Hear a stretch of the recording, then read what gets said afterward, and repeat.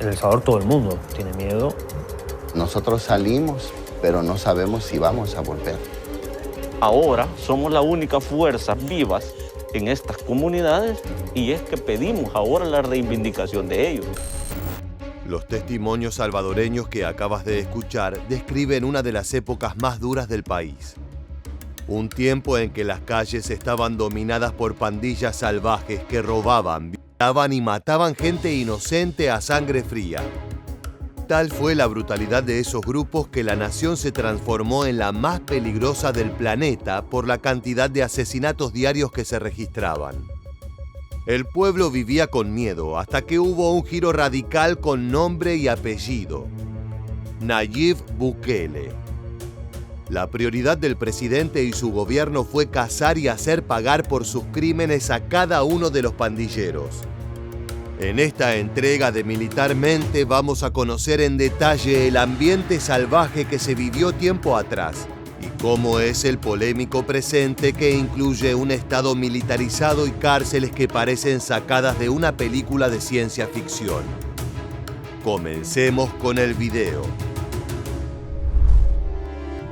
Desde 1979, El Salvador se vio sumergido en un conflicto salvaje entre la Fuerza Armada y el Frente Farabundo Martí para la Liberación Nacional. Debido a la brutalidad de la guerra civil, 500,000 de salvadoreños se exiliaron a los Estados Unidos, principalmente a la ciudad californiana de Los Ángeles. Pese al sol perpetuo y las hermosas playas, la vida en el exterior no fue sencilla para los migrantes, y de inmediato surgió la necesidad de protegerse de la brutalidad policial y la miseria. Es por eso que muchos exiliados se unieron a pandillas mexicanas como Clanton 14. Con el tiempo, esto dio lugar al surgimiento de grupos netamente salvadoreños como la Mara Salvatrucha 13 o MS-13 y Barrio 18. Inicialmente fueron aliadas, pero en 1989 comenzó una salvaje rivalidad que dura hasta el presente. Años después, en 1992, el gobierno salvadoreño a cargo de la Alianza Republicana Nacionalista firmó acuerdos de paz con los milicianos del Frente Farabundo Martí para la Liberación Nacional, terminando con más de 12 años de conflicto armado en El Salvador. Sin embargo, en 1996, mientras la democracia salvadoreña estaba apenas estrenándose, el gobierno de Estados Unidos inició una política de deportación de criminales convictos a sus países de origen. Los primeros vuelos llevaron a suelo salvadoreño a los más peligrosos integrantes de MS-13 y Barrio 18.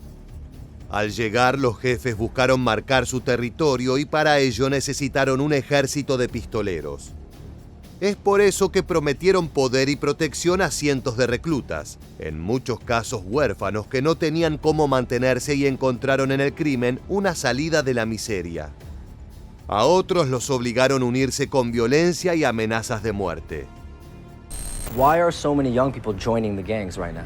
El tejido social de nuestra sociedad está tan roto, tan quebrantado, nos parece tan normal ver jóvenes involucrados en pandillas. Venimos de familias desintegradas, pobreza extrema, y la única fuerza viva y real que existe en nuestras comunidades se llama pandilla. Sin embargo, antes de su llegada ya existían grupos de jóvenes con estas características, pero estos estaban fragmentados por geografía e identidad. Luego de algún tiempo, los pandilleros provenientes de California comenzaron a dominar esas formaciones y las convirtieron en un fenómeno más organizado y violento. Las nuevas bandas, conocidas como maras, crecieron con rapidez. Se inició así una nueva etapa de brutalidad que mantuvo de rehén a la sociedad civil durante años. Con la llegada de los pandilleros, El Salvador se dividió en 3 territorios. Unos controlados por la MS, otros por la 18 y las zonas neutrales, donde ninguna de las 2 pandillas logró imponerse pese a constantes combates en busca de plantar bandera.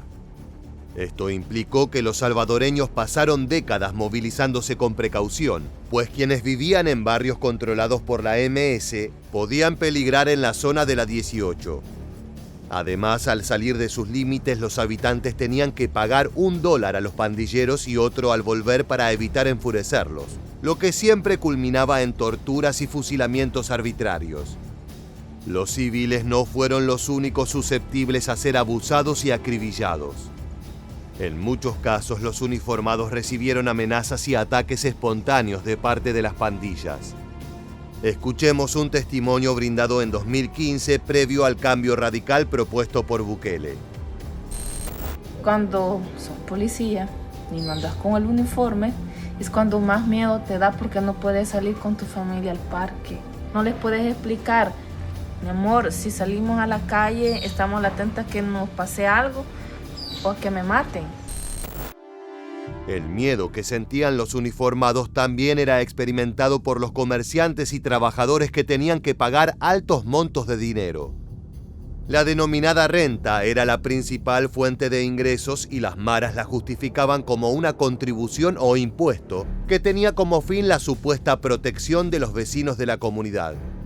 Esta práctica extorsiva era aplicada principalmente sobre trabajadores públicos y privados, pequeños y medianos empresarios, propietarios e incluso conductores de unidades de transporte público. Llegó a constituirse en una práctica extendida que el Estado no fue capaz de combatir. De hecho, algunas empresas ya incluían esos tributos como parte de sus costos de operación. La dinámica territorial también generó códigos que afectaron la vida común.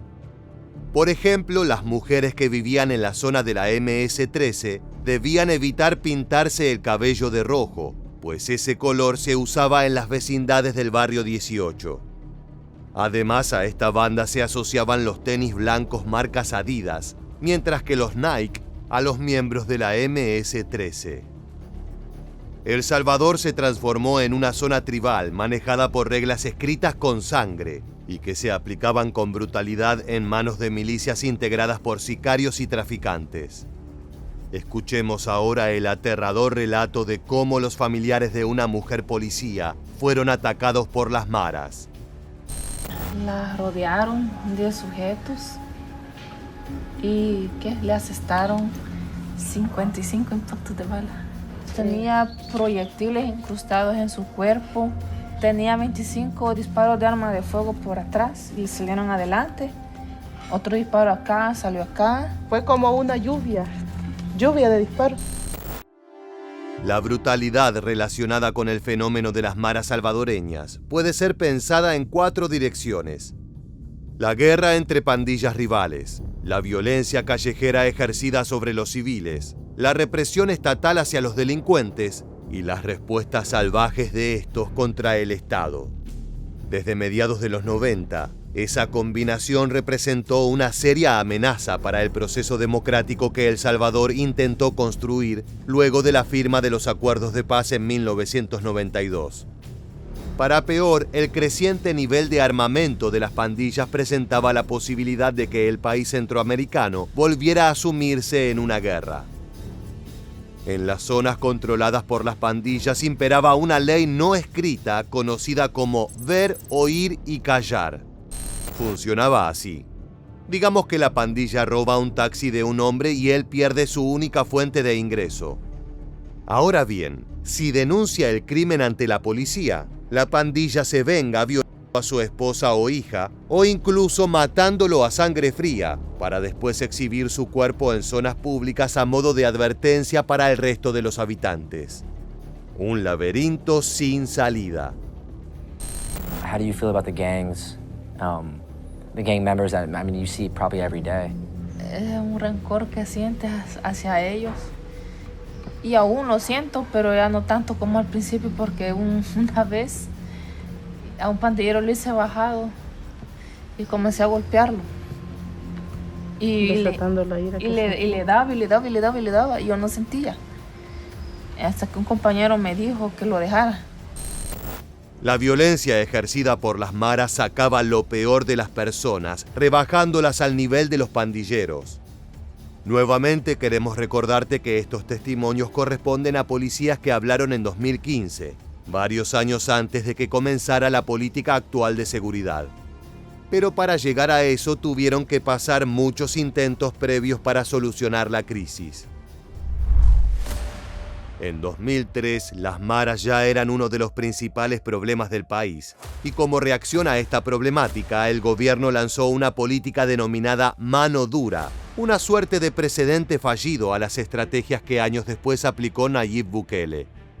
El entonces presidente Francisco Flores desplegó operativos policiales y realizó capturas masivas, pero no fueron suficientes. Al año siguiente, con Tony Saca en el gobierno, el plan Super Mano Dura fue una supuesta continuidad, pero ninguno funcionó. Este abordaje se extendió hasta 2009 y tuvo entre sus principales resultados una importante cantidad de pandilleros encarcelados, lo que a su vez devino en un hacinamiento extremo del sistema penitenciario y posibilitó una reorganización del liderazgo pandilleril, pero esta vez desde la cárcel, así como el establecimiento de nuevas conexiones en todo el país, lo que fortaleció aún más la violencia organizada. En ese sentido, se puede sostener que las políticas de mano dura de los gobiernos del partido Arena, o Alianza Republicana Nacionalista, abrieron una nueva etapa en el comportamiento violento de las maras. Como continuación de esa estrategia, el exmandatario Mauricio Funes intentó pactar con los criminales, pero también fracasó abismalmente. La tregua brindó alivio temporal, pero los beneficios otorgados a los pandilleros los empoderaron para seguir cometiendo delitos cada vez más extremos, similares a los que acontecían en México debido a la presencia de cárteles narco. Medidas posteriores, como clasificarlas como grupos terroristas, aumentar las penas de cárcel para sus líderes detenidos o confiscarles dinero y armas, tampoco dieron un alivio real. A continuación escucharemos el escalofriante testimonio de un miembro de estas bandas que argumenta cuál fue el verdadero motivo detrás de su surgimiento. Por el abandono de este gobierno, de este Estado, de sus mismas porciones territoriales, nosotros tomamos el control de lo que ellos abandonaron. Ahora somos la única fuerza vivas en estas comunidades y es que pedimos ahora la reivindicación de ellos. Suena increíble, pero ellos se postulaban como frentes dignos de reconocimiento legal para operar con la autorización de la ley. Esta cronología infame culmina con un dato vergonzoso para todo el país. En 2015, El Salvador se convirtió en la nación más violenta del mundo, con una tasa de 106 muertes por cada 100.000 habitantes. Ese año se registraron 6.656 homicidios, un tenebroso récord que sumió a la población en el miedo a salir de sus casas. Directamente ligada con la práctica de extorsión, surgió un fenómeno lamentable: el desplazamiento masivo de personas tanto al interior del país como hacia el extranjero. Era cada vez más frecuente que familias enteras fueran despojadas a la fuerza por las pandillas o que huyeran por su cuenta en búsqueda de paz. Ante esto, la policía no hacía más que resguardar la salida de los civiles inocentes de sus hogares. Informes de organismos internacionales como el Alto Comisionado de las Naciones Unidas para los Refugiados, así como investigaciones académicas y periodísticas, coinciden en que los desplazamientos forzados fueron una realidad durante varios años, pero que los gobiernos de turno se negaron a aceptar. Si ustedes pueden notar, estamos en plena mañana y miren cómo está aquí. Ninguno quiere ni ser firmado, ni salir, ni que se le observe. ¿Por qué? Porque sienten temor. Nosotros salimos, pero no sabemos si vamos a volver. En ese contexto caótico, un joven político que había sido gobernador de Nuevo Cuscatlán emergió con una propuesta nueva para combatir al crimen organizado que dominaba El Salvador. Mediante una campaña basada en el uso de redes sociales y promesas sobre mano dura, Nayib Bukele llegó al poder en 2019. Su compromiso era borrar a las pandillas del mapa, aunque nadie sabía qué tan exitoso sería este nuevo intento de vencer al principal karma salvadoreño. El joven Bukele se enfrentaba a un desafío que a primera vista parecía imposible de cumplir. Una investigación de la Fundación Inside Crime estimó que en el país había casi 120.000 pandilleros. La Mara Salvatrucha tenía 78.000 y Barrio 18, con sus dos facciones, unos 41.000. En otras palabras, una fuerza equiparable al de un ejército regular, pero lista para cometer los crímenes más sanguinarios que puedas imaginarte. Para vencer a ese enemigo, Nayib Bukele presentó el PCT, o Plan Control Territorial, un programa de varias etapas que buscaba atacar al crimen organizado en todos sus flancos de forma simultánea y efectiva. La primera etapa fue denominada como preparación y contemplaba el despliegue de fuerzas policiales y militares en las zonas de mayor conflicto, con el objetivo de detener a cualquier sospechoso de ser pandillero. La aportación de ropa holgada, zapatillas caras y tatuajes era motivo suficiente para ser esposado y llevado a las comisarías, utilizando métodos brutales de ser necesario.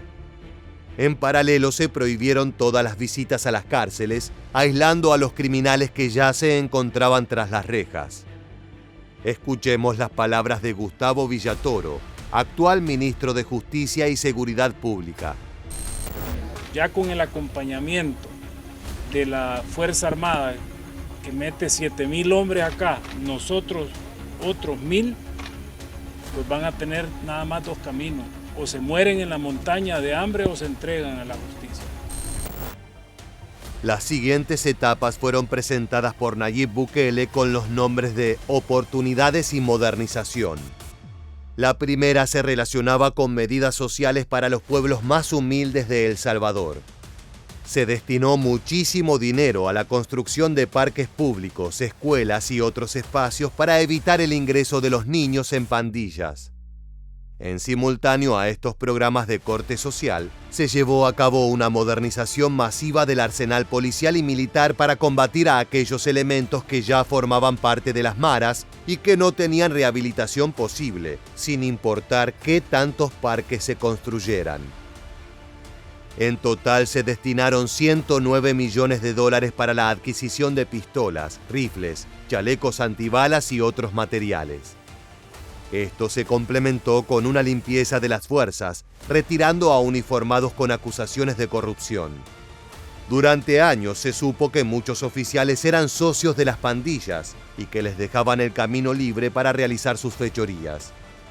Gracias a todos esos esfuerzos, el 2021 fue el año con menor tasa de homicidios en el país desde 1992, con 18 muertes por cada 100.000 habitantes. Esas noticias que antes ocupaban los medios de comunicación eran ahora reemplazadas con imágenes de detenciones como las que veremos a continuación.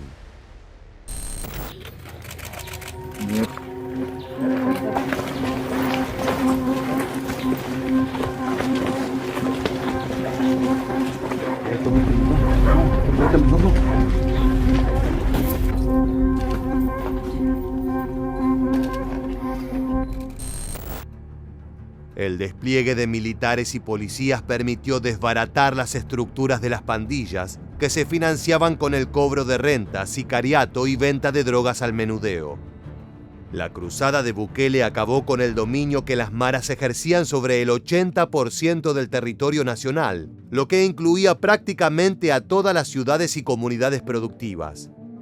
Gracias al avance de las fuerzas de seguridad, desapareció el temor a caminar de noche. Los niños volvieron a jugar en los parques y cualquier persona podía abordar tranquilamente un autobús o visitar otro barrio sin temor a perder la vida por no vestir las zapatillas adecuadas.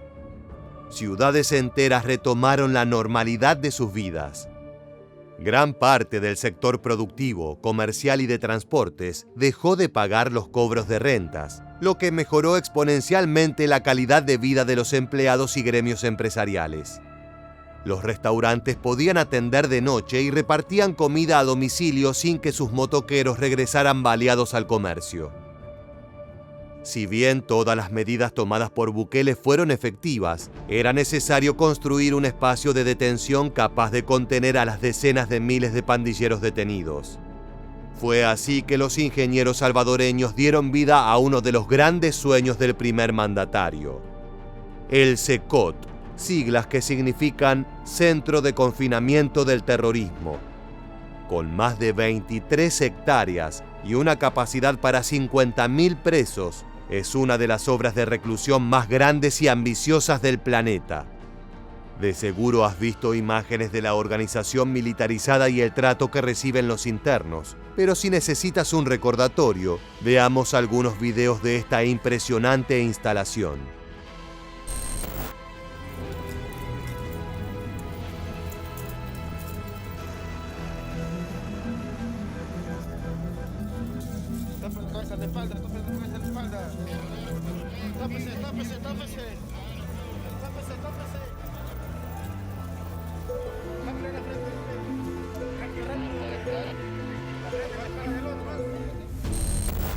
Entre los métodos de tortura cotidianos, se sabe que los reclusos son obligados a dormir con las luces encendidas y que se los alimenta con lo mínimo indispensable. Los calabozos son pequeños y libres de cualquier tipo de personalización. Asimismo, los recuerdos e imágenes están terminantemente prohibidos para que ese espacio sea lo más austero y hostil posible. Los pandilleros presos realizan ejercicios constantes en los cuales son humillados y golpeados por los guardias, quienes tienen el rostro completamente cubierto para evitar represalias en el mundo exterior. Para aquellos críticos, el CECOT es el ejemplo más claro del espíritu dictatorial de las políticas adoptadas por El Salvador. Si bien el régimen de excepción establecido por Bukele vulnera varias garantías constitucionales, gran parte de la población lo apoyó fervientemente porque las pandillas fueron alejadas de las calles. Los patrullajes de policías y militares se volvieron algo constante y bien organizado que permite controlar todos los ataques nocturnos que se producían en el pasado. Los números hablan por sí solos. Más de 78.000 presuntos pandilleros fueron detenidos, lo que causó que el país redujera su tasa de homicidios por debajo del promedio mundial. Sin embargo, organizaciones de derechos humanos denuncian detenciones arbitrarias, presuntos atropellos, torturas y muertes en prisión. En los primeros meses de 2022, el presidente Nayib Bukele declaró nuevamente la guerra a las pandillas de El Salvador tras una escalada de 87 homicidios en un fin de semana. Instituciones de derechos humanos critican los métodos de Bukele, calificándolos como dictatoriales y peligrosos para la democracia salvadoreña. Además, organizaciones que defienden las garantías constitucionales cuestionan las medidas restrictivas respecto al tránsito urbano y ponen en duda si el régimen soluciona el problema de la violencia a largo plazo. Amnistía Internacional brindó datos oficiales afirmando que hay 327 casos de desapariciones forzadas y 235 muertes bajo custodia estatal que deben ser respondidos por la justicia. Sí, que vaya abrazado. Llegue.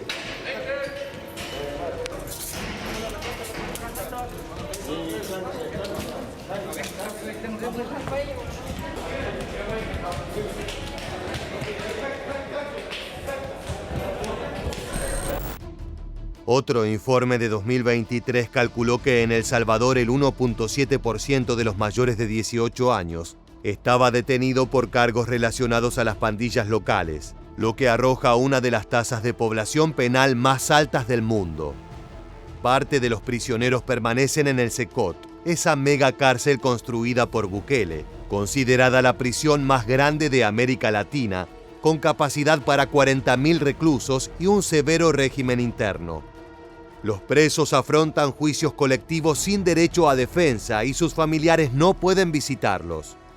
Cecilia Randeros, ama de casa de 48 años y tía de un reo, se lamenta. Tengo a mi sobrino Alberto de 28 años detenido desde el 7 de agosto de 2022. Él es inocente, no lo hemos podido ver, es una injusticia.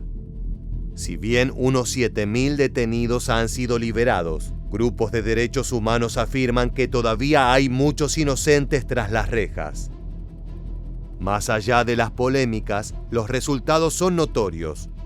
El clima de seguridad condujo a la reapertura de negocios y ha incentivado el turismo, que en 2023 aportó ingresos por $2.755 millones, 48% más que el año precedente. Sin embargo, la economía sigue siendo asignatura pendiente de Bukele, pues el 30% de los salvadoreños vive en la pobreza y el 10% en la indigencia, según la CEPAL o Comisión Económica para América Latina y el Caribe. Se estima que el 70% de los trabajadores son informales, mientras que miles de familias dependen de remesas del exterior, que totalizaron $8.181 millones en 2023, el 26% del PIB del país. Pese a las críticas que provienen tanto desde el interior de El Salvador como desde frentes políticos internacionales, en 2024 Bukele logró una reelección histórica y cada vez es más popular entre varios sectores civiles. En el presente, el primer mandatario salvadoreño proclama que su país es el más seguro del continente, gracias a sus políticas de ataque al crimen organizado y el funcionamiento excepcional del SECOT.